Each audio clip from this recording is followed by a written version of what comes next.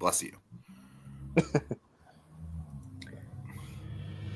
Face front, true believers.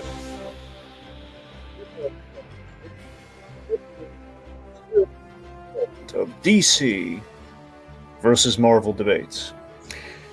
In honor of the big two duking it out this month theatrically, we've decided to assign each company a representative champion to debate their brands, debate their interest, if you will. So tonight's clashing questions: best DC versus Marvel movie, worst adapted character, and which property has the most untapped theme park potential. Without further delay, let's board the fantastic car,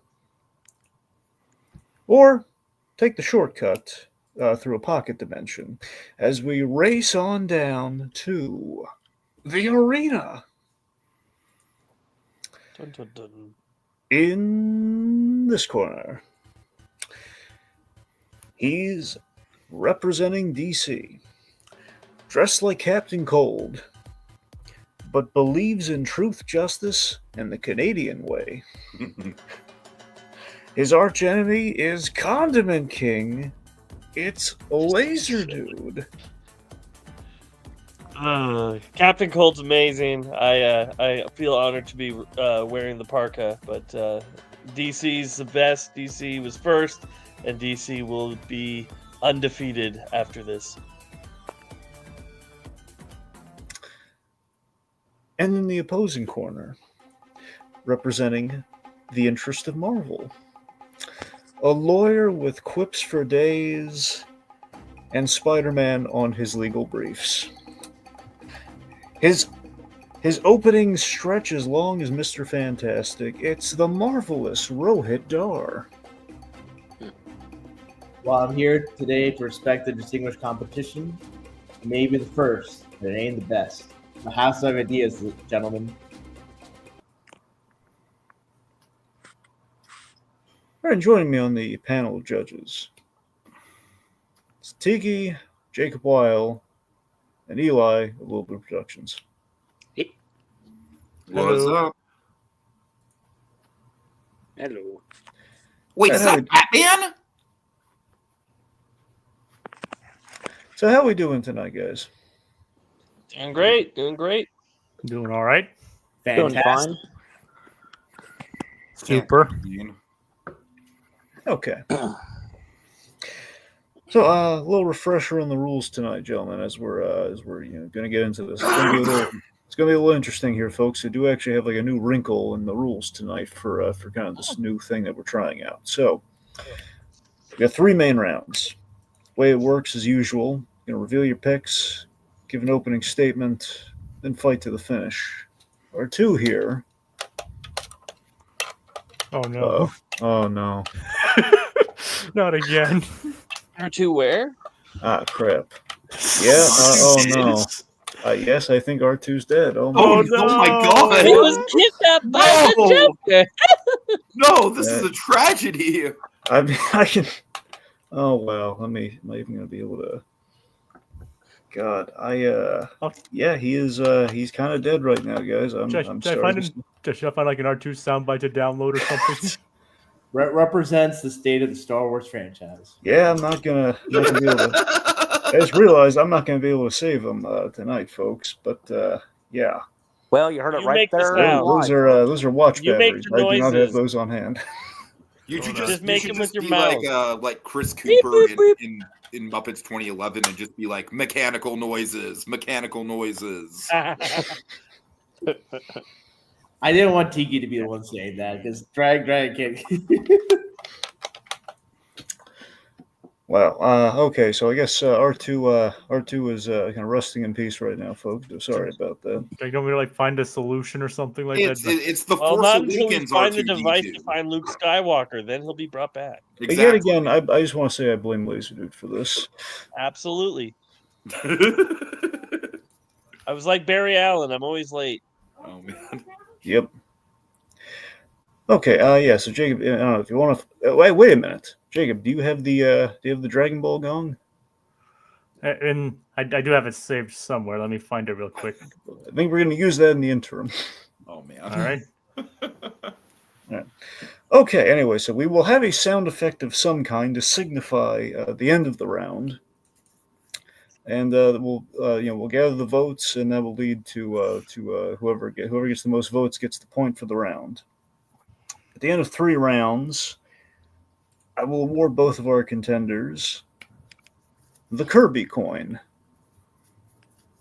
Of course, the way the Kirby coin works is it is a fully optional installment of our You merry said game. Furby. I'm like, what does Furby have to do with Marvel or DC? Is there a crossover there somewhere? But okay, Jack Kirby, got it. Thin ice, laser dude, thin ice. But yes, the Kirby, named after the wonderful, dearly missed, the king of comics himself, Jack Kirby, who worked for both Marvel and DC. I was going to say that's appropriate because of that. Yeah. So Kirby coin, heads you get a point, tails you lose a point. That's how it works. There's a penalty phrase in effect, starting now. Mhm. So if anyone says maybe a word, a place, a thing, or even thinks about it, bad stuff's going to happen. Bad stuff. All right, so now here's the wrinkle, okay?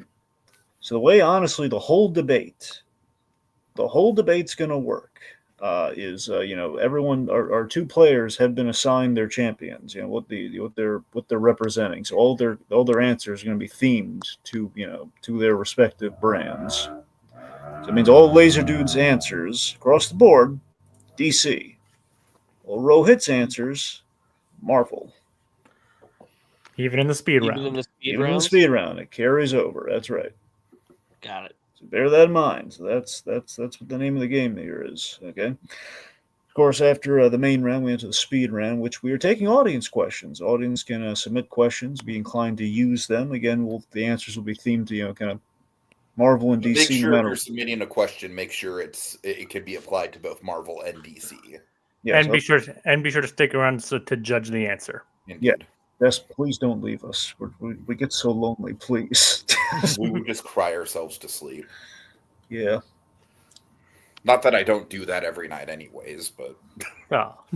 I'm Well, kidding. yeah, but for other reasons of rejection. Yes. And by the way, Dragon, I found the gong. Did you hear the gong? You did not. There it is. Yep. Good to go. I did we're gonna- not. Okay, this is okay. Well, we're just gonna play it by ear. Maybe All right. Turn up the volume. Well, I rarely ever hear R2D2 anyways. Well, that's true.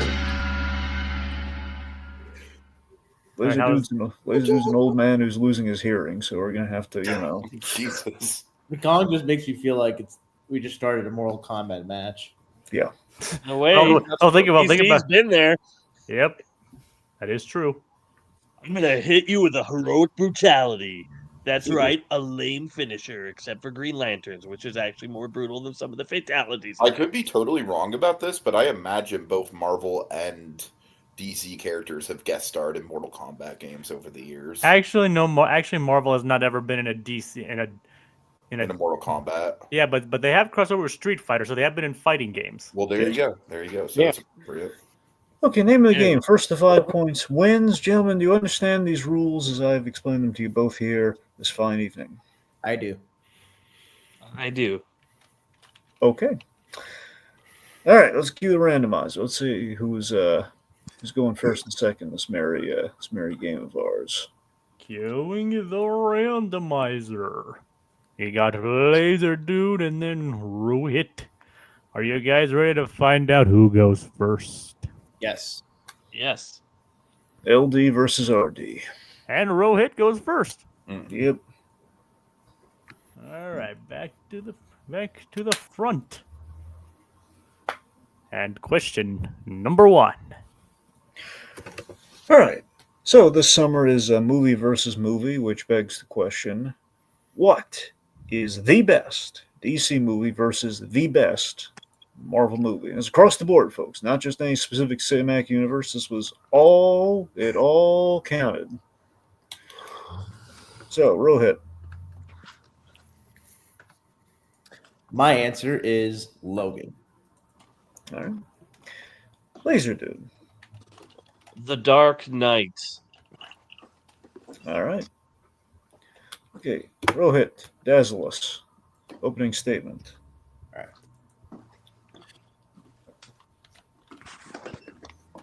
Logan, that came out in 2017, is a cinematic achievement in the fact that it provides great closure to a long-running character in Hugh Jackman's Wolverine, who up until then had played the character over the course of 17 years and several films. And in that time, he's garnered attention, praise, and adulation among several fans. And with Logan, it's a film that doesn't go by the typical conventions of fan service, flashy action, or high theatricality. It emphasizes mortality, human emotion, and just genuine character-based acting. You have performances that are grounded, that would fit in any sort of conventional drama that you would see coming out of A24 or any, just well-written drama or thriller. And I think the fact that this film was made by James Mangold, a director who's done films like 3:10 to Yuma, Ford versus Ferrari, A Complete Unknown. He's a director that, through his filmography and I think in this movie, emphasizes sort of the human element of this case. And this is ironic because the main character is a mutant. Having Logan end his journey through the lens of a Western, having him, let go of a father figure in Charles and be a father in himself to Daphne Keene's X-23. It's taking sort of the superhero and distilling out to being a story about accepting one's fate and doing so in a way that still emphasizes the heroism that's inherent to the superhero genre and closes out not just Wolverine's story, but I think if one could argue the X-Men narrative, even though movies had come afterwards, I think it closes out the narrative of the X-Men that rings true for that franchise and rings true for what Wolverine means as a character. His history, his immortality coming to an end, but in accepting that end with grit, with tenacity, and ferocity. Okay, Laser Dude.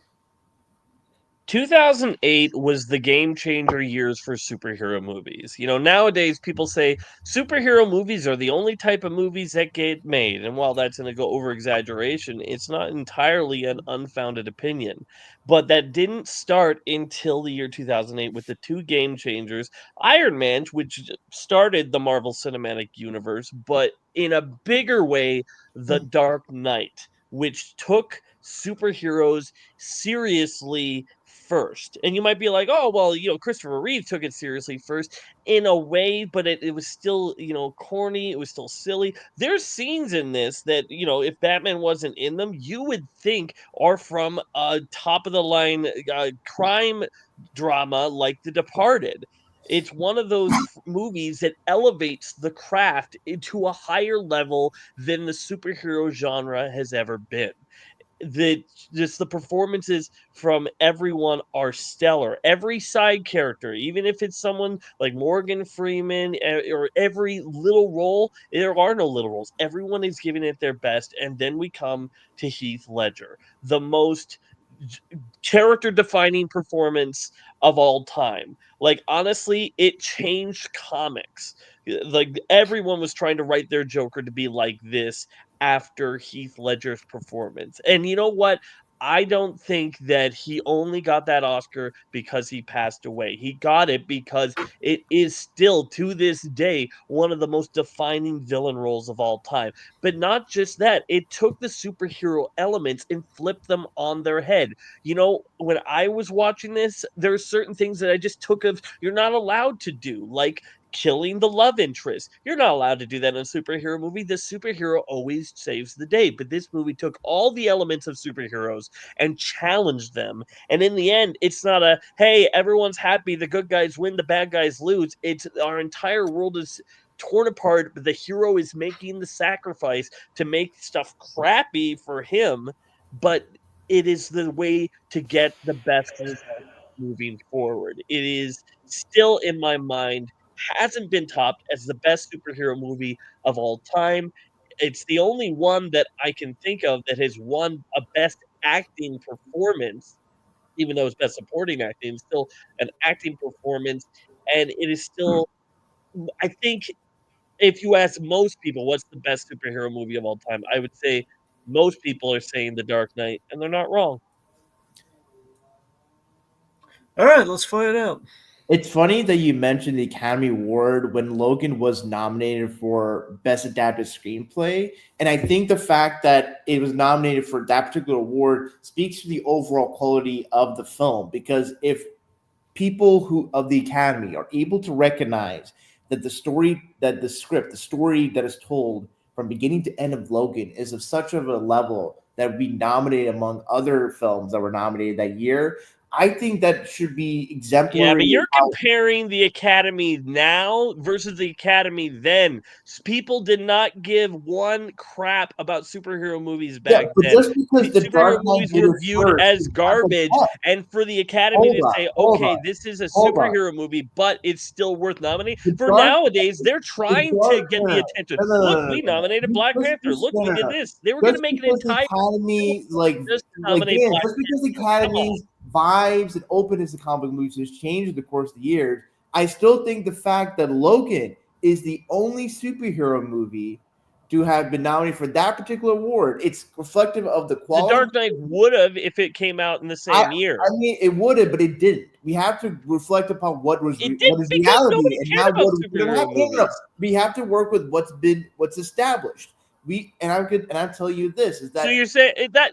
Let me just take a comparison. So you're saying black actors back in the day they didn't earn it because even though if it came out today they would have been nominated. No, it doesn't. Time moves in the it moves forward. The people gain respect for a craft, and then they get You're taking it too far beyond what I'm arguing is that with what the Dark Knight did, the fact that Logan is the one movie to hit that award out of any other superhero movies, I think it speaks to it being the best Marvel movie. And I'll argue to a certain extent it's the best, it's better than The Dark Knight. Because here's the thing. The Dark Knight just takes elements from Heat and Godfather and all that stuff.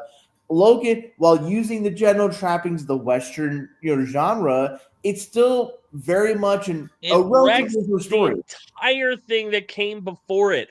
Days of Future Past is the best X-Men movie of all time because it took all the stuff that was wrong about the previous movies, and it fixed them and put them in together, and they're like, yes, we're finally, the X-Men are here. They're there, and they're dead again.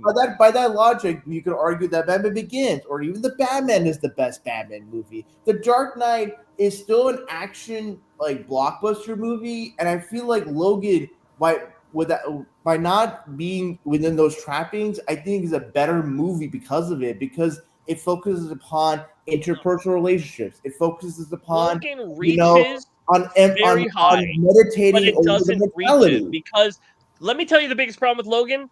I don't buy the relationship between him and X-23. He is abandoning her the entire movie when they are leaving the facility. Let me get my point across before you disagree with it. Come on. The literal conveniences for all the Joker's plans that are worked out has been a trope that's been replicated and mocked by everyone in the general public. You're telling me that you don't buy the relationship between Logan and He's like leaving Peter her at Logan every going to chance. the C3. There's literally a scene where the clone version of him is walking down the stairs with her, and he doesn't care. He runs away to check on Charles instead of stopping this clone of him Because that's he's a kidnapping human. his daughter. He And then has at the end, we're established supposed to feel feelings for sad for their Professor Charles relationship. Xavier, the man who brought him into the X-Men. Of course, his first instinct is to check upon I'm the just man saying, who had a close relationship stop the child with. from being He's not- kidnapped that's walking right beside you. Focus on that. Yeah, but that speaks to like Logan being a complicated character, a shitty character. Absolutely, That's but what then they makes him play it at the work. end like a he's human supposed being. to have this He's not a guy connection with her, and he like doesn't. doing rolling down like a moped or like a bike or whatever against a clown in makeup. He's a man who's at death's door. He's not the action hero that he was. And I think that's really like significant. We don't have superhero movies where the action component of the superhero isn't the central thing. It's the superheroes dealing with real life issues, or like as close to real life issues. Let me tell you something. And The bite that Logan had of this being the last film of Hugh Jackman's career, and he was like, okay, he's going to die. He's going to, this is it, was entirely blown out, and now the impact is nothing because he came back for Wolverine versus Deadpool. That's irrelevant. No. That's irrelevant because by that token, the Dark Knight, that ending is kind of just loses its oomph with what happens in Dark Knight Rises. I think you focus on the individual movies. Wolverine, from beginning to end, tells a complete story that reinforms his themes. That has he wants to die and then he dies. What? That's it. Like, he wants to die and then he dies. The movie should have ended with him taking the responsibility and training these kids just like Charles does. And then he just dies, and he never had that relationship with his daughter, and it plays it like he does. When he dies not because he wants to die. He dies because he's preserving life. He's wanting to save a future that is represented by Daphne Keys X-23 and all the mutant children going off into Canada or whatever. Alone, where they're going to be taken advantage of by somebody down the line. No. That's not because and then we have they're kids. They don't know willing better. to lie, gaslight the entire public, and saying that Batman was the one that killed those cops. Now you're district attorney who, because of the death of his loved one. It's a challenging concept that you are hiding the truth for a better tomorrow. Is that right? I don't know. Dark Knight Rises. You have a movie that goes into 9/11, all right. Challenging. Oh, sorry. Okay, that was a lot to chew on there. All right. Eli, vote. Yeah, okay. Well, man, because Laser Dude and Rohith Dharr were really going at it. Yeah, that's the norm for them. Yeah, they really hate each other. I don't think we've ever had a nice round against each other ever. I guarantee they get along when they're not doing this. But very much, yeah. Okay. Anyways, the choices they chose, it's a toughie because there's, both are fantastic. But yeah, sometimes you wish there could be a tie, but nope, it all comes down to one. So I guess I'm probably, what the hey, Logan. That goes to Rohith Dharr. Okay. All right, Jacob. All right, my point also goes to Rohith. All right, Tiki. Obviously, it doesn't matter, but my point actually would have gone to Laser Dude. I just think I heard a little bit more from him, and I kind of agree with more of his points. I like both movies for sure, but I think Laser Dude had the slightly better arguments. But more power to you guys. I respect your call from the judging. All right, let's check the forecast of doom. Jacob, was anything said? Well, I tried listening to it much as I could over them talking over each other.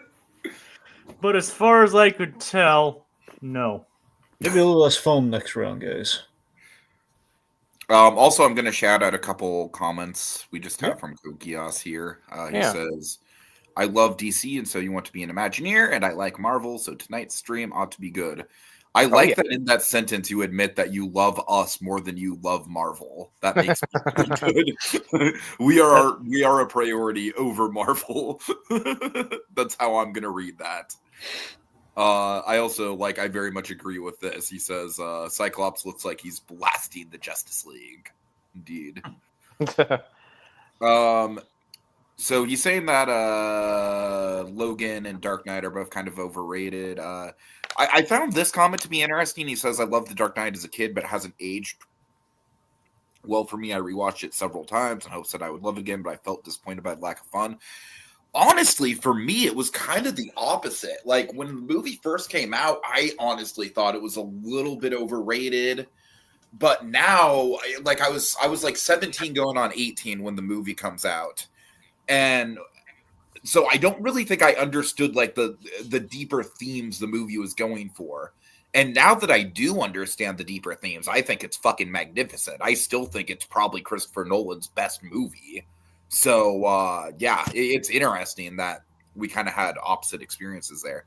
And hey, look at this. We have our good friend Claude in the comments. Yeah. Happy to see you, Claude. He says excited for the new Fantastic Four this Friday? Yeah, I'm excited. Cautiously optimistic. No, I'm not, because I'm excited for it Thursday. Oh, that's true. That's true. Why do movie theaters do that? Where they say, "Yeah, coming this Friday," but we're Well, it's because of the whole Thursday. It's because of that whole midnight thing. Is technically midnight is the start of Friday, but but nowadays but they release it at like 2 p.m. on Thursdays now. That's the thing. Yeah, it's not anywhere close. So to it's very For me, it's usually like they was at like 7 on those days. I'm gonna check right now just to see what the it's midnight somewhere. Bear with me, guys, 1 second, because now I'm curious. Yeah, no, I was right. The earliest screening on Thursday for Fantastic Four for me is 2 p.m. in the afternoon. Well, yeah, that's not really out of the question. Of course, it's going to be like up to 2 p.m. Yeah. Well, I'm just saying that's definitely not like anywhere close to midnight. No, God, no. Anyways. All right. So that brings us to round numero dos. All right. Well, we've had Christopher Reeve as Superman. We've had Robert Downey Jr. as Iron Man. Flawless adaptations of the respective characters. However, on the flip side, what, pray tell, was the worst adaptation of a DC or Marvel character on film? Oh, boy. Rohith, what say you? Dr. Doom in Van Forstic 2015. All right. Okay. He's going with the Fantastic Four character. Hey. Laser Dude, what about you, Canadian? Catwoman, 2004.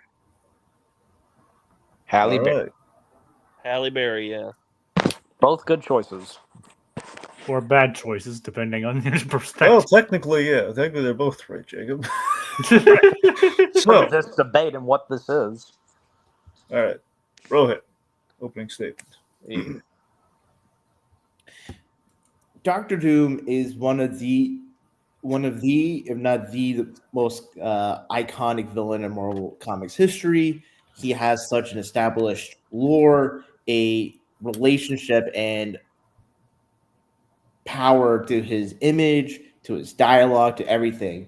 And when he was adapted in Marvel's Fan Forstic, there's little to no recognition of the character from the comics. He has just surface level similarities in that he's from Latveria. He works with Reed on a transporter, and that's where the similarities end. His look bears no resemblance. It makes the 2005, 2007 Tim Story Fantastic Four movies depiction Dr. Doom look like comic book accuracy on steroids. There's no personality. He has more in common with Sigourney Weaver's character in Ghostbusters being possessed than actual Dr. Doom. It's just kind of the mouth is guarded. The design overall is just like a melted action figure. There's nothing menacing interesting, fascinating, or even mildly intriguing about this depiction of Doctor Doom. And in considering what this character was and is to Marvel Comics, to the Fantastic Four and all other characters in the Marvel Universe, it is an incredibly horrible adaptation. There's no sauce, there's no aura, there's no sense of oomph that I see. It's just I feel flat. I feel nothing. I might as well have, my memory been taken away by the device from Men in Black, whose name escapes me. This depiction is just dull.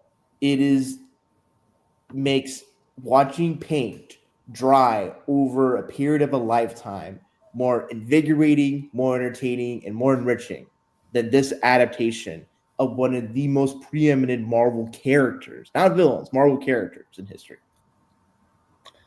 Okay. Laser Dude. The movie Catwoman is the biggest disrespect to any superhero character ever, because it showed that the creators of this movie gave zero care about this character. Absolutely zero care. Because let me tell you something, this is not an adaptation of the character from the comics. It's an adaptation of Tim Burton's Catwoman. And you might be like, what, really? Yeah. For one thing, it's not Selena Kyle. Even Tim Burton's Batman for Returns got that right. For another thing, it does the thing where a bunch of cats give her cat powers that Tim Burton did. For some reason, though, it goes the extra mile and have her given the abilities of cat from a cat god.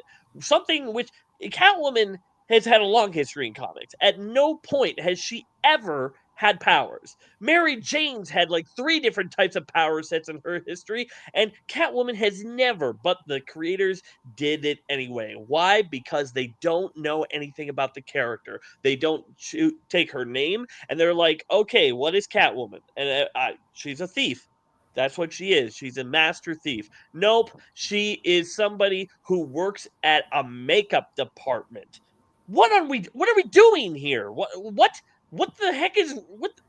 It's, you know why? Because she's a woman, and her arch nemesis in this one is someone who has evil makeup powers. I am not even kidding. The makeup gives her super strength.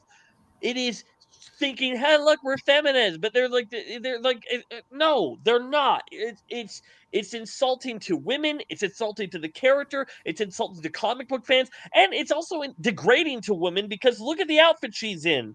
Look, Catwoman is sexy. She uses her power or her seduction to get her way. It's true. But she doesn't dress like a stripper, okay? She dressed in skin tight leather, sure, but she doesn't have nothing to the imagination, is all I'm saying. This is the one of it top 2, if not number 1, worst adaptation of a comic book character. And it's so bad that even Halle Berry went and accepted her award at the Razzies that year. That shows you how bad it is. First off, a movie getting a Razzie for acting, I think the Razzie shouldn't hold much importance in regards to determine the quality of acting. But besides that, I think here's the thing. For Catwoman's depiction in that movie, in certain respects, there are certain attributes, certain inflections of how Halle Berry plays Catwoman that does resonate with some. Name one. I would say the 60s Catwoman. I think she's like that, but just in a more sexy early 2000s style. Explain how. No, because for Catwoman, I can tell you the character. Hold on. Let me explain. You're gonna ask for an explanation. You go ahead. Okay. So in the 60s Batman, like Catwoman, like, yeah, she's still a master thief, but there's a lot of camp to her, using a lot of cat puns and all that stuff, and like a little bit of sexiness. I think for the 2000s Catwoman movie, for as much as it doesn't 100% match with like the comic, like there are some iterations of Catwoman that is very similar to the 2004 Catwoman movie, where she's just all sex, all cat puns, and so on and so forth. And Elite, right, for Fantastic Four, okay, tell me that what iteration, depiction, Doctor Doom in any sort of media matches with how Doctor Doom's depicted in Fan4Stick? Well, let me tell you this. Van Forstig doesn't do a great job with Doctor Guys, Doom, but I'll tell I you, he want to doesn't make this find clear. time He with doesn't- Victor he didn't Von answer my Doom. question. He's You a didn't answer my scientist. question. He's I a no. answered your Hey, question. I let you Here's the talk. thing. My turn. All Come on. He's a know-it-all. He's somebody who is distrustful of others, has a huge ego on his head, and he has a lot of control. Sure, the the Doctor Doom part isn't great, but he also doesn't look unlike him. The hood, the mask, sure, it's well done. It's You not took the great. We're hood talking off. You about just- you would we're not talking look- about you 6 or would- half a dozen here. But when it comes down to it, at least his name is Victor Von Doom Hold on. instead of Your Patience whoever. At Halle the Berry bare Catwoman minimum, looks for an closer to adaptation to get the Catwoman. name Black right, Panther looks it like a should be an colorful white accomplishment. square. Shouldn't have to be an accomplishment. Hold on here. Like Halle, okay, like what can you say is okay for Doctor Doom in Fan Forstig? He doesn't have like the desire to be aristocratic, to rule over Latveria. He doesn't have the like grandiloquence of Doctor Catwoman Doom. doesn't He doesn't get disfigured in the way that classic Doom does. He Catwoman doesn't get have her the 5 foot nuance. He doesn't have the allure. He doesn't have what makes Doctor Doom interesting. At least with Catwoman, she has components of having a costume that's evocative of a cat. She has the agility and acrobatics of Catwoman. She has the cat buds. There's at least something there's this wide spectrum of Catwoman depictions and Halloween Catwoman costumes of looks like sexy a very cats are more surface level Catwoman than this. It's not a great depiction of Catwoman, but it is something there. In the spectrum of Doctor Doom depictions of how Doctor Doom plays, it's like Fan Force Doctor Doom. Every superhero or villain has their double identity. Okay, Catwoman by day can be, she can be a philanthropist, she can just be a thief, she can whatever her thing is. But Victor Von Doom by day is still a MacLeod. He's still a scientist at the very least. Doesn't work for a makeup company. Dull and boring. You don't get any. The equivalent to this, if he worked at KFC, like something, or no, at a sportswear or something that's appealing to guys. Let's be honest. Catwoman has looks that are borderline stripperific. Let's not try to make Catwoman out to be someone that's like above looking that way or being depicted in that way in any sort of media. She was. Can you say that you have a more embarrassing scene with the characters than the basketball scene in Catwoman? Her being very strict, sexy, and in the way that she does that for Catwoman isn't too far from how she looks in certain depictions, especially in the New 52 era. How about the fact that she has superpowers? Is that part of the depiction? But her having superpowers, the whole Nine Lives thing, it's at least within the realm of her theme being a cat and all that stuff. It's not in the realm. It's Tim Burton's Catwoman. Spider-Man having organic webbing, what he does in the comics. It's a change that is at least still fitting with the theme of the character iconography. The character itself doesn't have a character. She was a nobody who was nervous to talk to people. Then she gets these cat powers. Now she's a new person. She's not even the same person anymore. Early 2000s movie that has a level of charm to it. There's no charm. At least your version, he's been in this other land that has been, changing his mind. He has a reason to be the way he is. Things that are evocative of the character of Catwoman to a certain degree. Isn't necessarily the best depiction, no, but it is within the realm of Catwoman, attributes tones and all that. At least your guy is a scientist. At least you got the job right. He's more like a hacker dude who's uncanny and everything. He's as you might what? In superheroes, they put everything technological science together anyway. He at least your character. Done.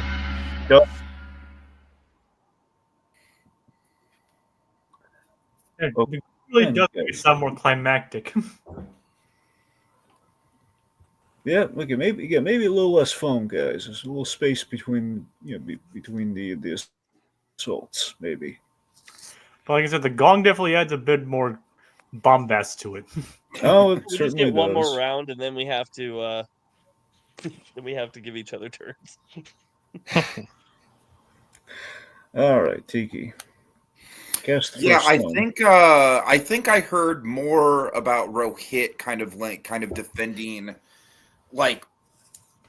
sure, it's not the exact comic accurate Catwoman, but I really do agree that there's basically nothing about this Victor Von Doom that's comic accurate. So I'm gonna have to go Rohith on this one. Okay. All right, Jacob. All right. I'm also gonna have to go with Rohit on this one. Okay. Eli. Yeah, 3 in a row. All right, clean sweep. Yep. All right. 2 on the board. Speaking of Doom, Jacob.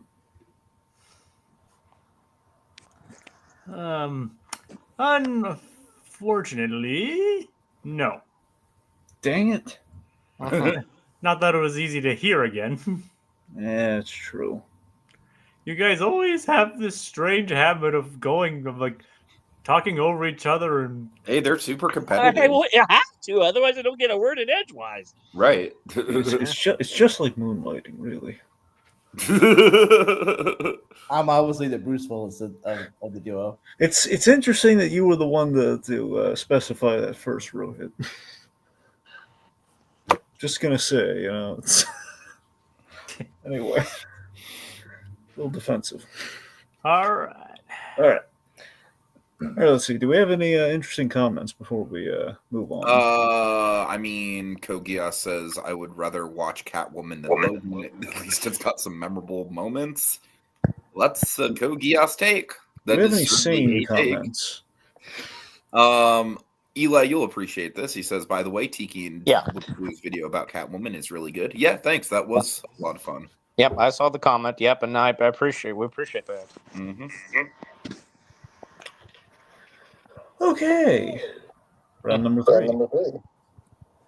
Hey, Dragon, there's like an echo on your end. Well, yeah, I don't know. It's not on my. Well, now it's stopped. I mean, All right. can you guys hear an echo anymore?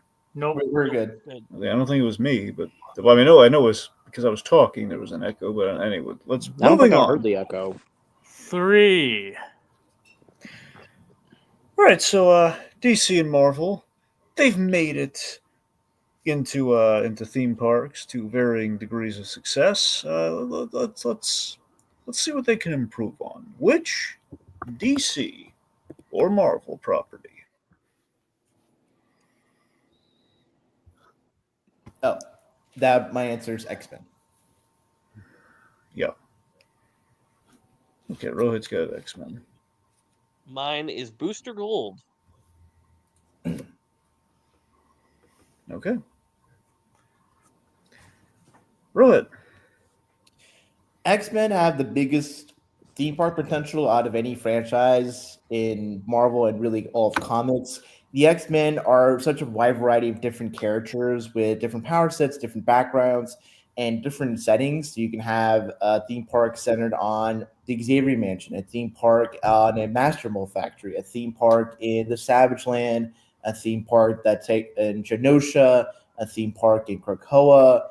A lot of different locales, and also with certain characters, being of an international flavor, you can have, certain theme parks in certain parts of the world be centered on a particular character. So in Germany, you can have a Nightcrawler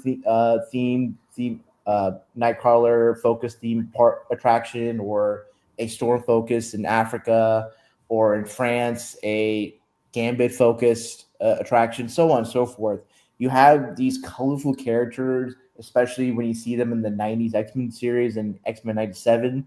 There's a lot of color and bombast. You can have different attractions where maybe you can do like a danger room simulator with holographs and augmented reality. You can maybe, like, as you go through the X Mansion, you can have like video playing of actors playing different structures.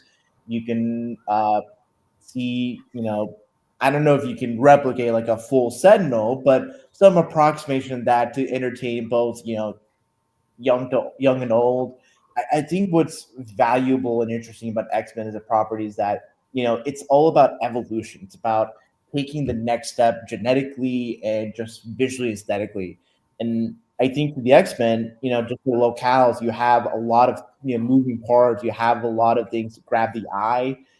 Big robots, dinosaurs, colorful mutants, powers going back and forth, very dramatic voices. A lot that makes X-Men interesting and such a long-lasting property from the 60s and now, I think can be easily captured in a theme park setting You can have like, be on a roller coaster ride and go through, with sort of a like a gun attached to shoot at sentinels, or you can do a thing, and you can do kind of like a mock safari in the Savage Land that gets interrupted because of so and so X-Men villain.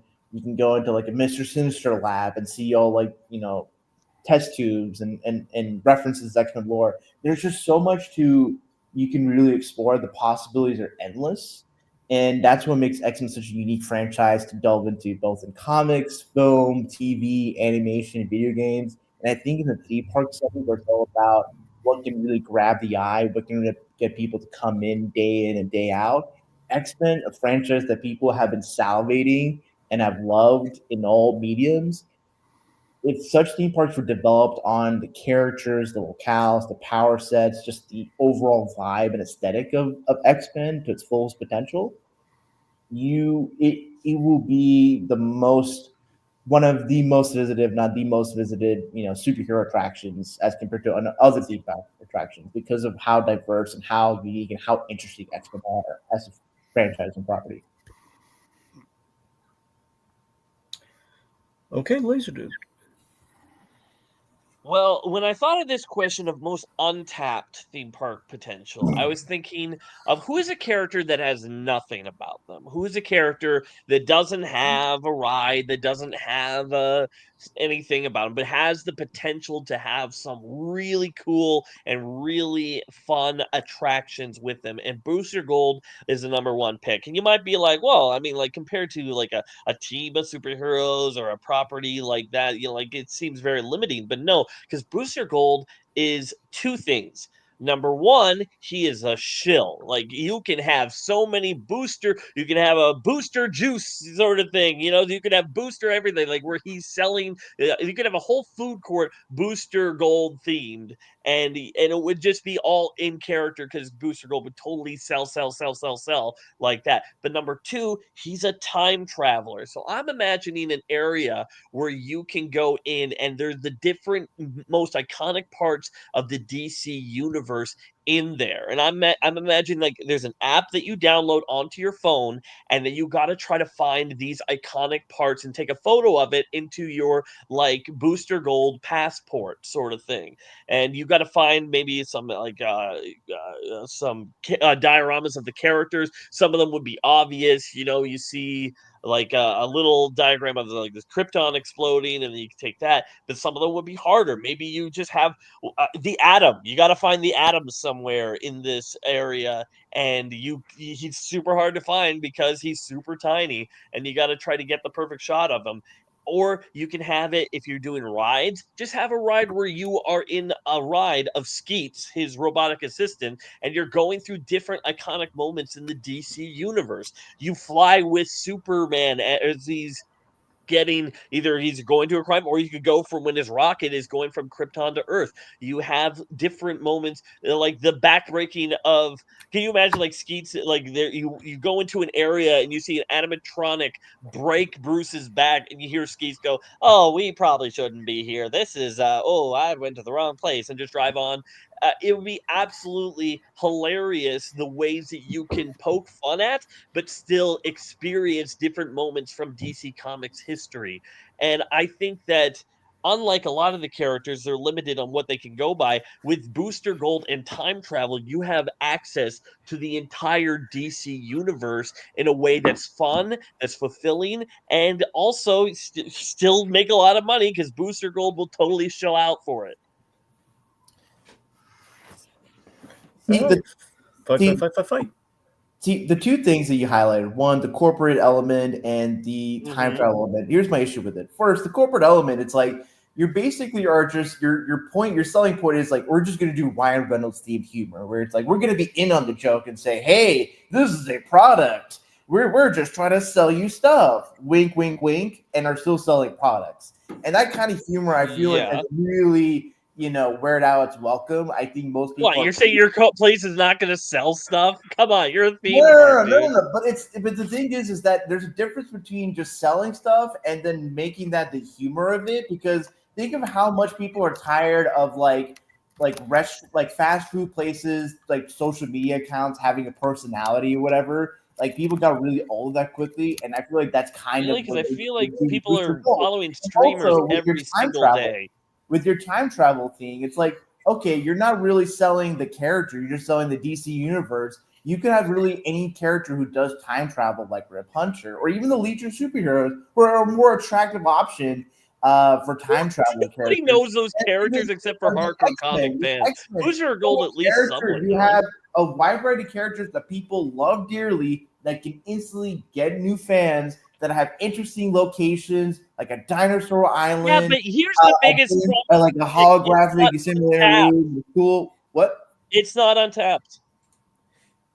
There's been X-Men attractions. There's the ride right now at Universal Storm Force Acceleration. Yeah, but like, it's about, what I'm describing to you, but what I'm describing, nobody's done anything Booster the Gold. most like, but what I think, just the fact that you could cite one ride, I still think just the overall like world of One more than you X-Men, can say. how like really like just think of it this way, like X-Men as a franchise.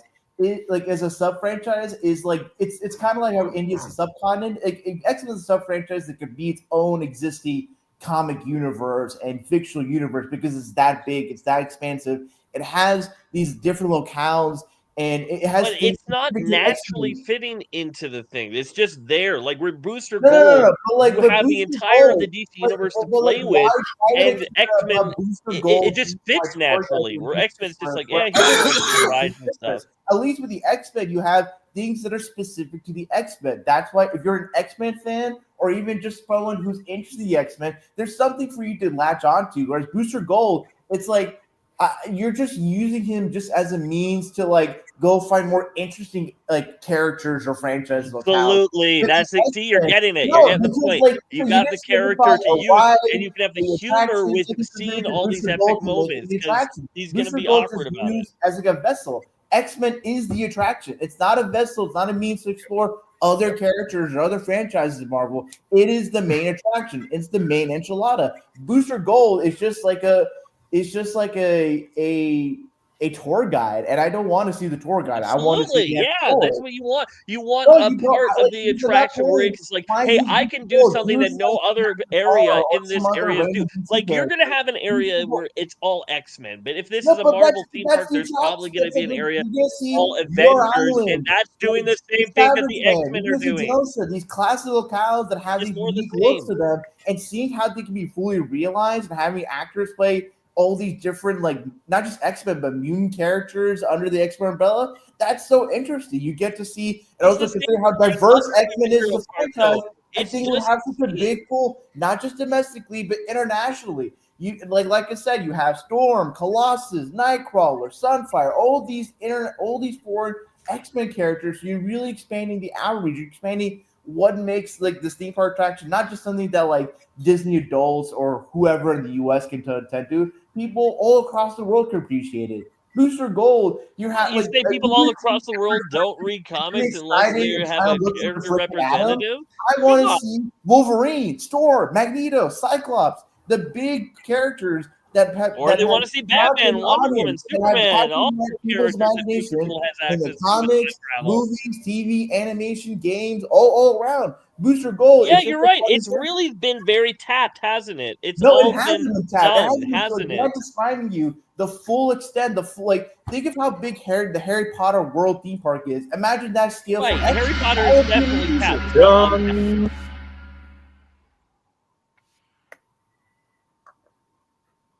All right. Let's see how they did. Jacob. This is definitely a tough one. Definitely a tough one. But in this case, I don't know. I think good points from both. Good points from both. Again, I'm kind of going to have to go with Rohith. All right, it's Rohit. Rohit getting a point from Jacob there. Eli. Well, guess I'm gonna go with Rohith once again. Okay. Tiki. Yeah, sorry, Laser Dude. Laser Dude, I do want to say I think you had a really good pitch. I just think Rohith was fucking brutal when it came to your takedowns. Also, as the theme park nerd, as the official theme park nerd in the room, Laser Dude, I don't think you did yourself any favors by citing Stormforce Acceleratron. That ride is literally a teacup ride. Like, no, I don't know anything I'm sorry, about but I don't buy the like. Oh, it's untapped potential because there's one teacup ride themed to the X-Men. No. If anything, that lost you points in my book. So, yeah. All right, Jacob. Did Yes. someone say something they shouldn't have? And I'm sure there isn't. I'm sure somewhere they did say something they shouldn't have, but when it comes to us, no. Unfortunately. All right. Anything special we want to shout out? Not really. Okay. Kokia says I like Booster Gold about as much as Captain Logan does. Yeah. Okay. So that brings us to, well, before we hit the speed round, I think these two boys have put in the work, and we should reward them. Rohit, you want to flip the Kirby coin? You got a little Jackie boy there. You want to flip the King of Comics? 4-0 potentially. I will respectfully decline. Laser Dude, what do you have to lose? Let me think about this for 0 seconds. Flip the dang coin. Oh. Well, you know, I should tell you, because it landed on tails, we have to give you a negative point count. No. It's -0. Well, No, he does not. I said -0. Oh, well, first of all, let me remind Tiki has no say on this, which means I could institute that. And as tempted as I am, I won't. I said -0, which doesn't exist. All right, yeah, I get what you're saying, Dragon or Jacob. Yep. Right. Anyway, okay, Absolute 0. so it's right now it's 3-0. But again, the speed round makes or breaks the game. Truly, there's a lot more questions, and there's a time limit. So speed round way it works. We are now taking audience questions. So if you have anything someone would like us to use, we're inclined to use it. Again, ideally DC and Marvel applicable. It's going to be 30 seconds followed by a 15-second rebuttal. The name of the game is Race to 5 points, and right now, Rohith Dharr has the lead. Now, you understand these rules as I've gone through them here with you both. Sure do. yes, sir. Good. All right. So let's start with our patented question, just to make sure we get in there. Here's a big experimental question that you two are going to either love or hate. All right. We got 2 wheels. Count them 2. You're going to spin these wheels twice. All right, so let's see. Let's see who's going to spin first here. Okay, so Rohith, you won the last round. Would you like to spin first or second? I will let Laser Dude go first. All right, so Laser Dude's going to spin first, which means he's going to get the Wheel of Sesame Street. All right. He's going to spin this twice, and he's going to get 2 characters from this wheel. And he's going first. So, spin numero uno. All right, so your number 1. Where will it land? Let's see. Giving him Grover. He's definitely the closest Sesame Street character to being canonically a superhero, so that fits. Absolutely. So I'm hoping that helps me. Maybe not a bad spin. Maybe. All right. Number 2. Yeah, let's see. Let's see who the other character is going to be. Elmo. Elmo. It's pretty bad if it's like your hero and villain. Give them a That's kind of backstory. what I'm leaning on, yeah.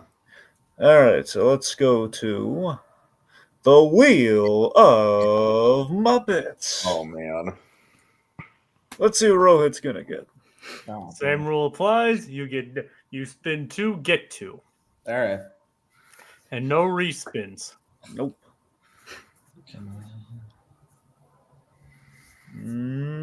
Oh no! Bean Bunny. Ah. Nice. Bean Bunny. All right, let's see. And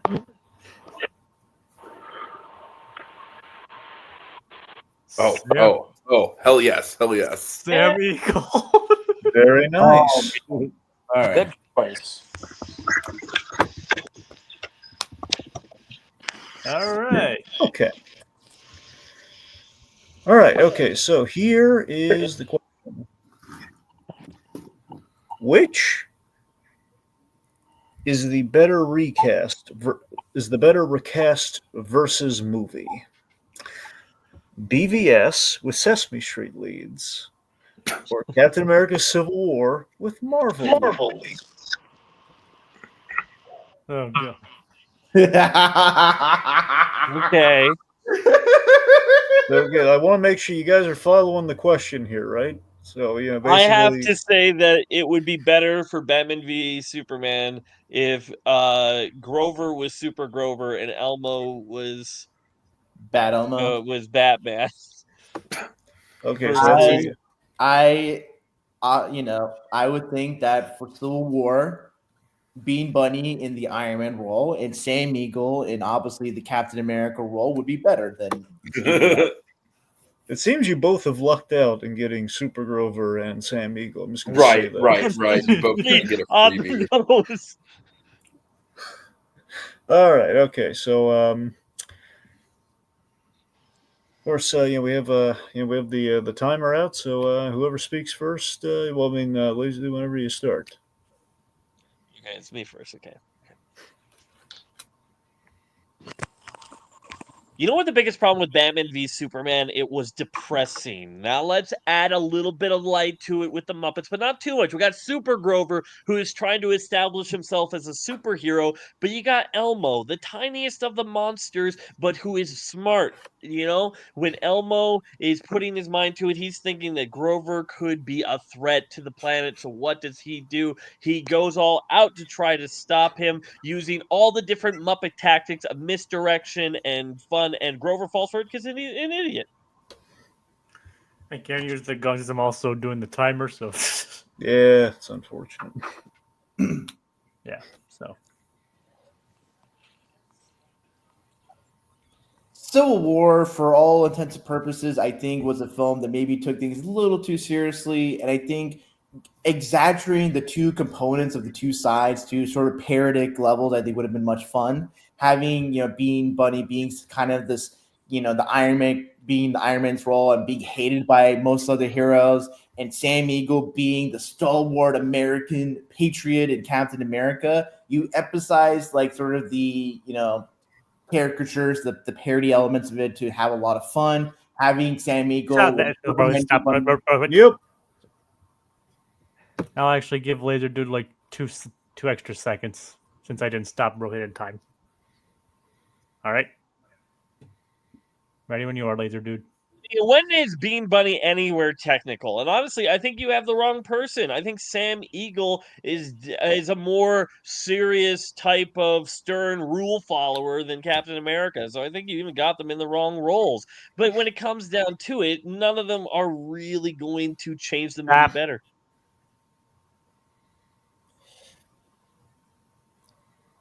I mean, Sam Eagle's liberty patriotism, he fits well with Captain America. Iron Man was generally disliked by a lot of characters in that movie, so it fits for Bean Bunny. For your characters, I think BVS has a lot of issues, and having fun characters doesn't take away the underlying plot structure issues and the overall themes and everything. Yep. All right. It's gonna be I'm gonna have to basically do that every single time. Yeah. All right. Tiki. Oh man, honestly, it's tough because shoot, I'm honestly a little bit torn. I honestly think the best point I heard here was against like Sam Eagle, in spite of like obviously fitting into the Captain America role, he'd be more of a rule follower. So in that respect, I think I'm gonna have to go with Laser Dude. Here we have Laser Dude's first point. Oh, shut up today! Woo! He's on the board, folks. He's on the board. On the Yeah. board. He clung to it, but he's on the board. Yeah. He's on the board like Glenn Powell. Off the floor, on the board. Oh my god. Toss him overboard. Toss him overboard. All right, we have randomly like Demon Eyes KYO saying hi, and then woo, bye. Right, well, Well, nice to have you, Demon Eyes, I guess. I don't know. Stick around if you want. But all right. All right. Should we use the audience submitted question? Yeah, sure. Okay. All right. Okay. So Code Geass anime fan. And keep in mind, guys, this is you have to stick to like Marvel or DC in regards to like this. So Code Geass says, which superhero team would best fit Elsa from Frozen? Well, best Elsa, like fighting her. Wait. Like best, as in like, you know. No, I thought Well, I thought it was. I think No, it's but like which one Kokias best is to a be pure on. best. Superhero So team he would is best- maybe- no, because he corrected later on to say superhero team would best fit Elsa from Frozen. Well, yeah, still superhero Kokias team says would. best fit. He clarified. Oh, best fit. Okay, you're right. Yep. Yeah. All right. Okay, gotta think of this very carefully.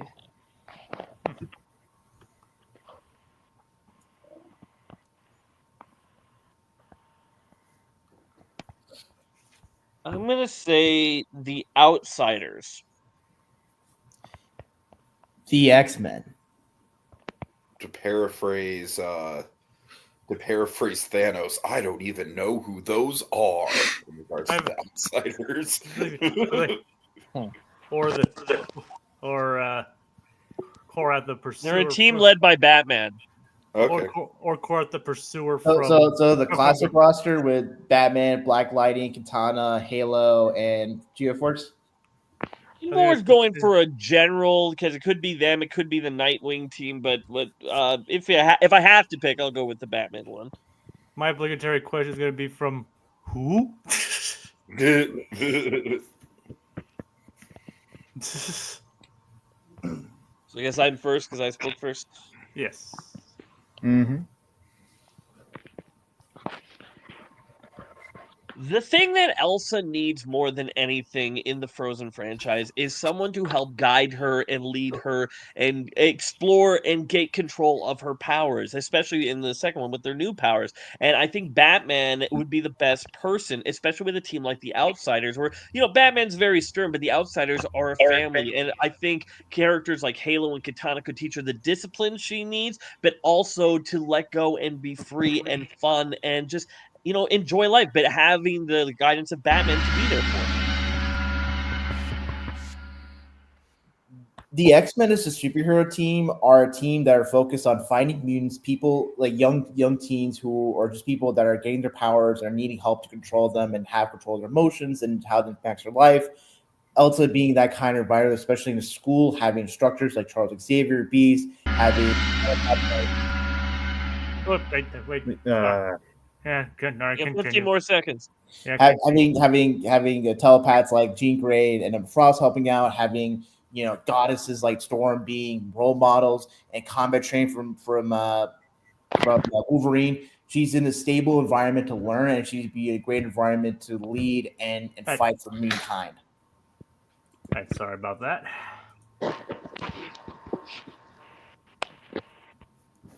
The biggest thing, though, is, you know, if we're still looking at the metrics of everything, X-Men already have an ice character. You know, they already have that down. The Outsiders don't. That's something they could use, and someone, and you know what? She would get along with someone like Beyond, who is royalty as well. It's not about power set. It's about what's the best environment that would help Elsa like you want Elsa to interact with Batman, who's had really complicated interpersonal relationships with the Robins and his proteges. You want a nurturing figure like Professor X, Jean Grey, Cyclops.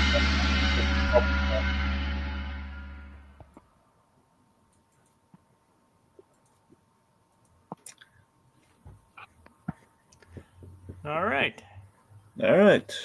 Yes. What say you? Who made the more compelling argument? I'm just gonna say I could totally see Elsa on the Suicide Squad just for being really misunderstood. Yeah. She's like, I think I that'd don't be know. a I think her compelling powers arc are for too. her. oh, Kogias has the answer. Oh boy. I think it's a little unfair because he said earlier his favorite team was the X-Men. I didn't have That that is option. true. Well, remember, it does come down to the argument. Well, Well, not it's- necessarily with the fans. I But guess. I'm just joshing. It's down to David versus Goliath. Only if Goliath or Rohith with an R. Light eventually fell. I don't like that comparison. Well, I say you could fall. I love maybe. it. Fair enough, Corgi. Yeah, sorry, I didn't mean to call you out. I'm just teasing. Corgi said I took both arguments seriously. Well, and also Kogias loves DC, so if anything, he was in the tank for you. Yeah, that's true. That is true. All right, Jacob, let me ask you this. Yes. Should we go with a musical question or a Kirby question? That's an interesting question. Well, yeah, it's two. Well, for the sake of what's happened, This could be the last one, so we gotta make it a good one. so for the sake of like Fantastic Four ended, let's go with Kirby. You got it. So about the adorable little pink guy who he gets new powers, new little cute outfits every time he absorbs somebody, and he spits them out as like a star. No, different Kirby, right? Okay. Best Jack Kirby creation. He's created both DC and Marvel characters. So best Jack Kirby creation.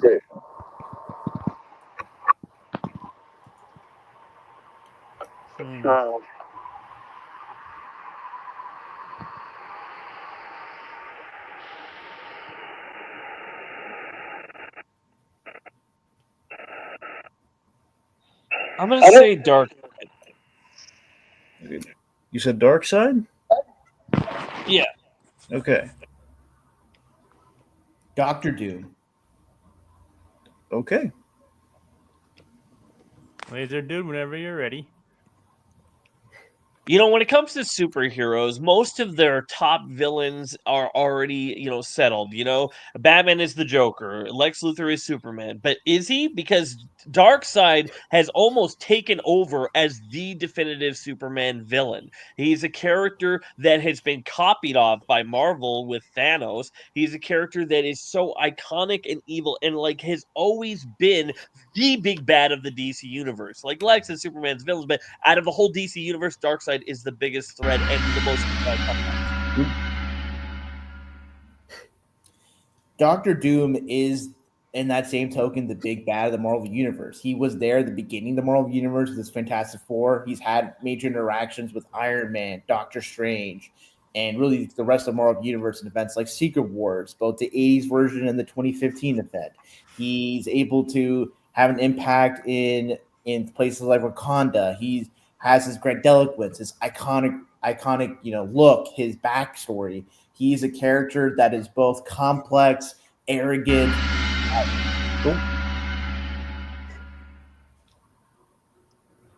I'd say he's one of the big ones, but I say there's a reason why the Avengers went to Thanos first, because he's a bigger character. But when it comes down to it, it's just more of a mad scientist turn evil, where the stretches of Darkseid and being the utter evil and portraying that is just. The Avengers went to Thanos because they didn't have the legal rights to Doctor Doom. Also, Doctor Doom is the master of science and magic. He became the God Emperor Doom in 2015 Secret Wars. He took all the multiverse, all the different universes of Marvel, and combined them into one. He was God. He is good.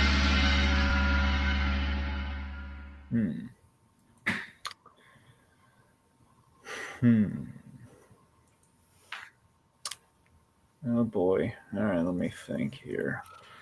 All right, Jacob, Yes. who do you think got the point? This is gonna be a tough one. Yeah, it's a toughie. Yep. It's a Scrooge McDuck, my friend. It's a toughie of the toughies. And you earned it square. Mm. All right. I honestly don't know, Dragon. I'm trying to think of trying to think. No, and I'm gonna say this. I think Rohit made the better arguments.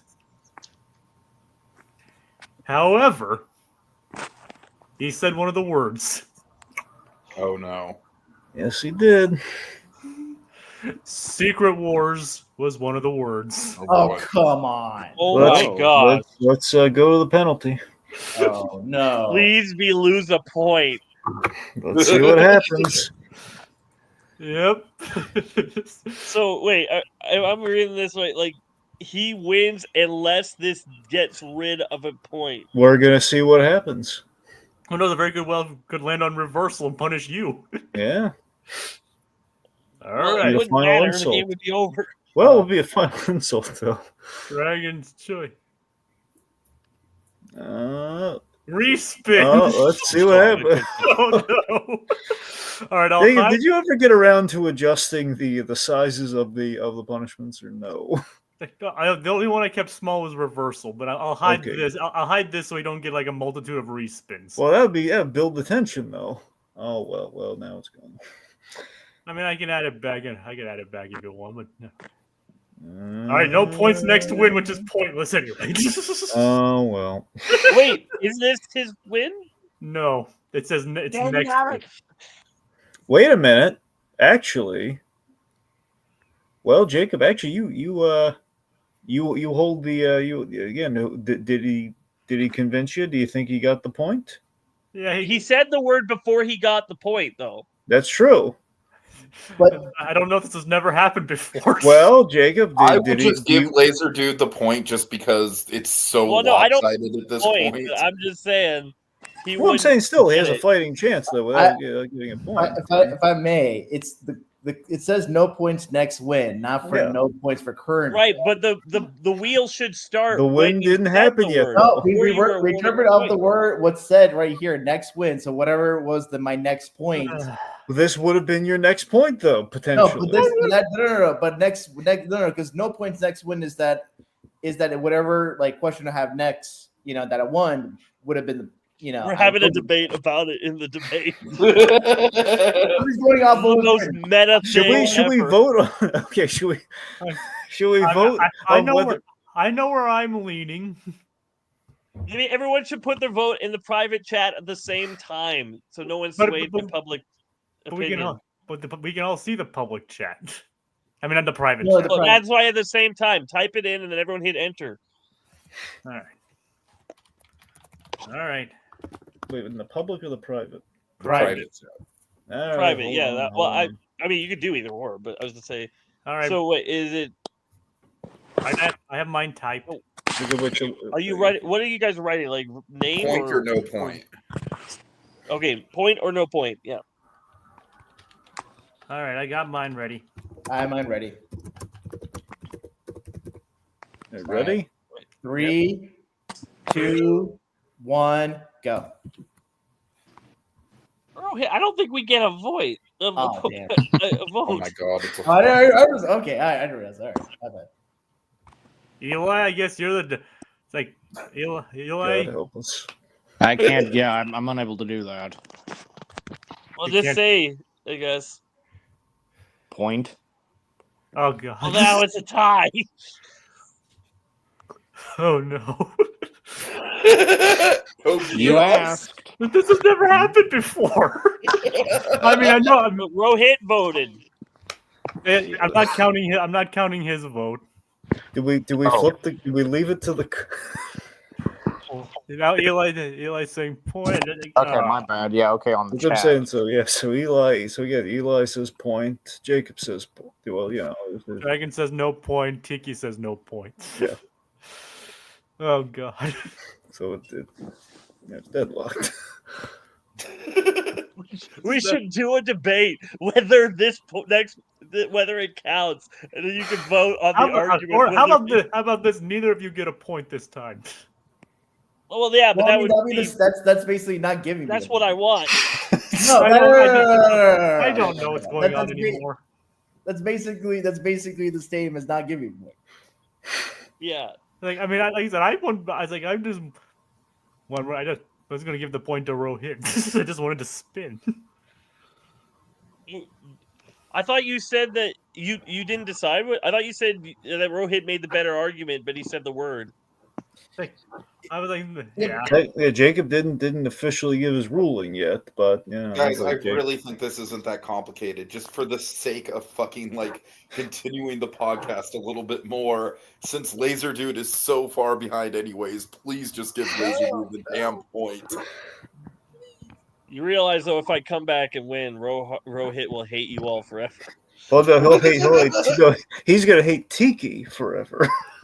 Okay, Laser there you Dude, go. if you come You have back an and escape. win after how far you're behind, I still think it'd be legitimately impressive, guys. So I just don't know.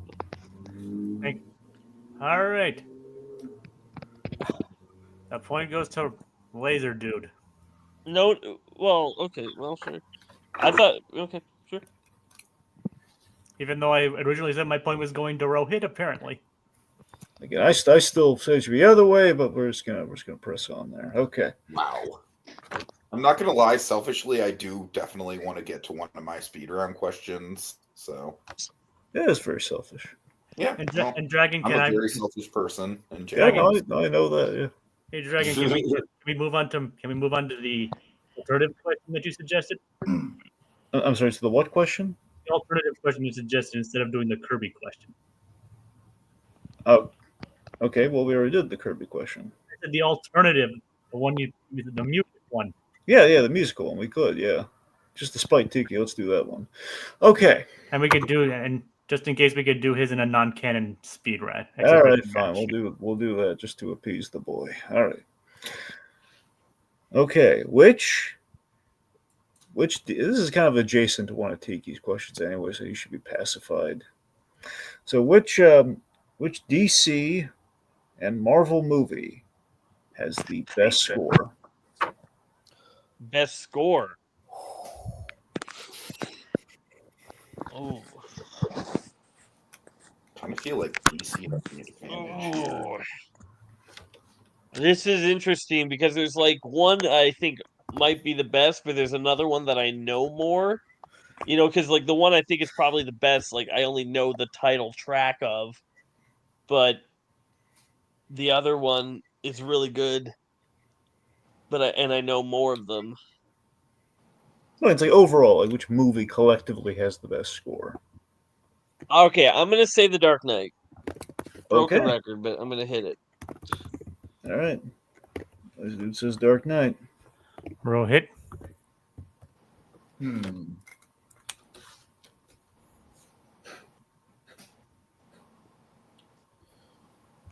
Okay. Spider-Man 2002, Danny Elfman. Okay. All right. Two really good choices. Yeah. Two iconic choices. Yeah. Okay.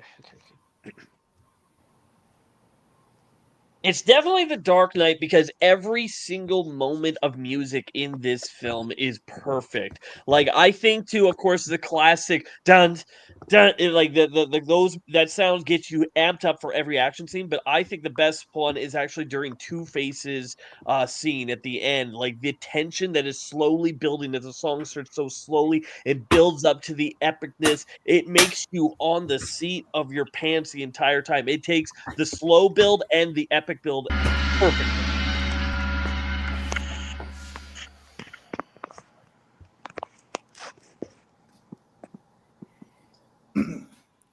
Danny Elfman's score for Spider-Man 2002 has the grandiosity, the heroism that's always inherent in great superhero scores.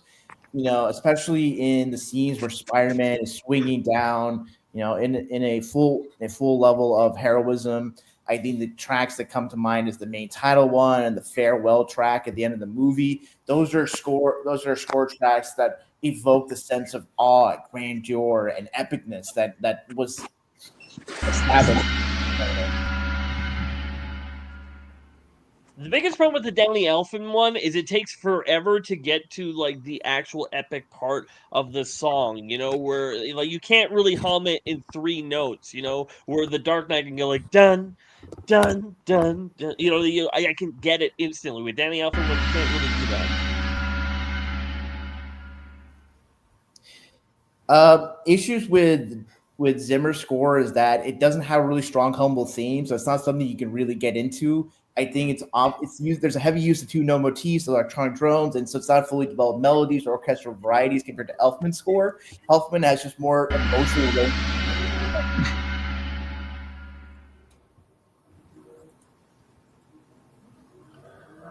Okay, I think it's pretty clear cut, but I'm gonna give it to Tiki, so he feels a sense of accomplishment. Yeah, it's pretty clear cut. I think Rohit has this. Yeah. You know what that means, don't you? It means Rohit wins. Rohit wins.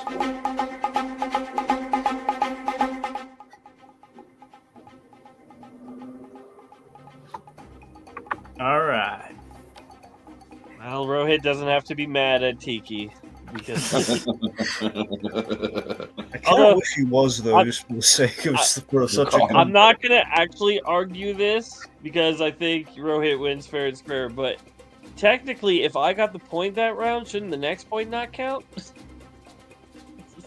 All right, I'm not gonna actually put it. The game's over. I'm not gonna force it any longer.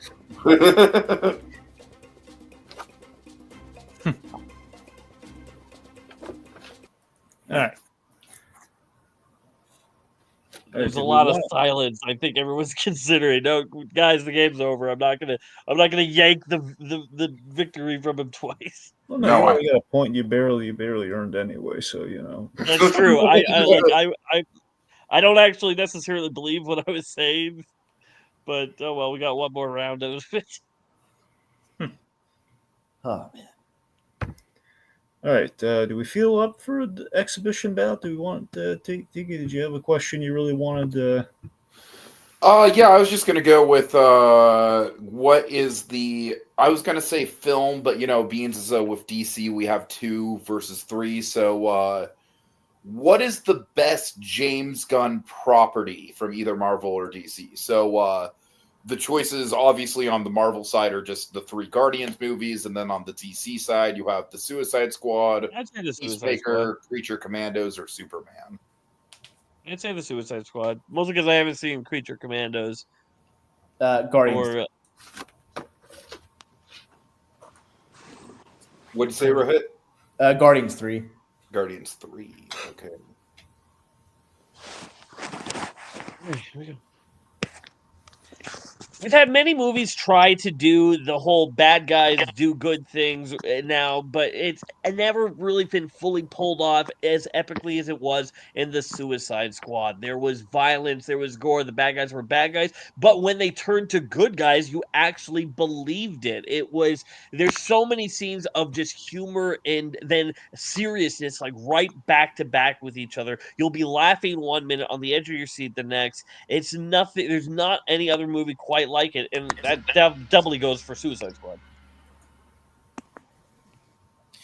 Guardians 3 is the culmination, I think, of Gunn's relationship with these characters, and it's ending on a very strong emotional hard note, with Rocket Raccoon giving the most emotional gravitas, the most depth, and having these characters we've been on a journey with, and with their arcs being complete, going to complete 180, and having really well done action, especially in the hallway sequence, have a really good soundtrack that has a wide variety of musical influences, and the villain, High Evolutionary, is one of the most detestable villains in superhero pop.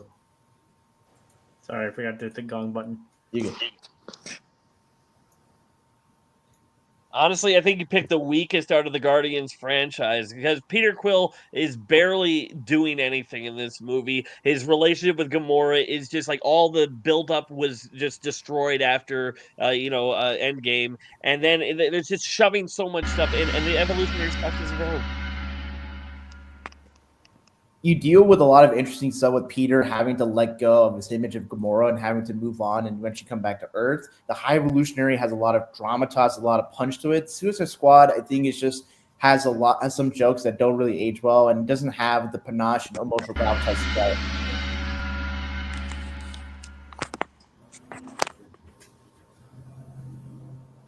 All right. Well, Tiki. Oh man, it's tough. I mean, I love Guardians Volume 3, but I do think the stronger argument was for the Suicide Squad. All right. All right. That means as far as this non-canon round goes, the Laser Dude won that. Yeah, All right. One something. Laser I take my Dude. consolation participation Look at his little trophy tin cup. and walk away with my head held medium high. More of a shoulder shrug, if anything, but he did it. As Stanley said, you win no prize. There you go. He won the no prize. Look at him. He won the Cupid doll, which was the no prize. Won the whose line is it anyway prize because the points don't matter. Where the points are made up and nothing else matters, or however the line goes. Where everything's made up and the points don't matter. Yeah. Hmm. And that exactly explains what happens tonight.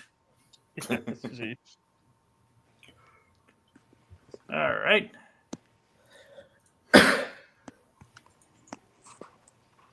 Well, I'd say good game, but I'd be lying. No, I'm kidding. Ah, Good on you, Rohith. oh, man. Oh, man. And who ate your bacon today? You guys did. No. Hey, Laser Dude. Without my say so, you would not have been participating in this debate. That's Would have true. been- Yeah, that's true. I should have stayed out. I should have been late. Oh, well, that's what I get for being late, I guess. But Yes, you it guys is. weren't all bitter and voted against me because I made you all wait, did you? No. No, I wish, but no. I'm gonna I wish I was. say you all said yes in my head for my ego. we spited you for other reasons. Yeah. Oh, good. Was Condiment King one of the words? Yes. Of course it was. was tonight a word or no? No. No, Okay. just a I green was light to kill Superman. There were 3 words were Infinity, Secret Wars, and Shield. Oh, Man. Press shield. that's never all did. very actually- Marvel leaning, actually. Actually, wait. No, Actually- Jake, those weren't the. Those are the ones I suggested. Yeah, no. Because the words were Condiment King, Yeah, Snyder. and Secret Wars. Yes. Those, I'm sorry, surprised those are, we did not bring up Zack Snyder at all. yeah. You guys came close when you kept talking about Man of Steel. We didn't mention Man of Steel, did we? I mean, you guys came close to mention, but I think I mean Batman versus Superman. Well, yeah. Oh wait. Oh man. Yeah. Yeah, I was really expecting it during that round. But you guys didn't. But you We guys got the didn't. most heated debate over whether the point should or should not count. Right. That was the biggest debate of the whole game. I still really feel that we should have just basically had the point be null and void. I mean, it still would have helped Laser Dude anyway, but it would have been, Yeah, no, yeah. I'm just interpreting based You on make what me is feel said better. in the literal words is no points next win, not no points. That would have been your next one, though. No. Next You win guys as in should next write winning the down game. like a rule book. Like, when does the penalty start? Does it start in the middle of the debate or only after the rounds are completed? Like I said, it's just never been on a possible determining round before. Well, it is now. So now you have a novel issue too. decide for the future, right here, right now. Well, no. I'll just. Oh wait, it was tied votes, so it'll still be up for debate. Yeah, so let's not get into it now, and we should probably start playing ourselves out. Oh man. Thanks for tuning in, folks. That does it for this experimental installment, DC versus Marvel debates. Thanks for tuning in, everybody. See you and see Fantastic Four First Steps and Superman. Bye. Have a marvelous day. Yeah.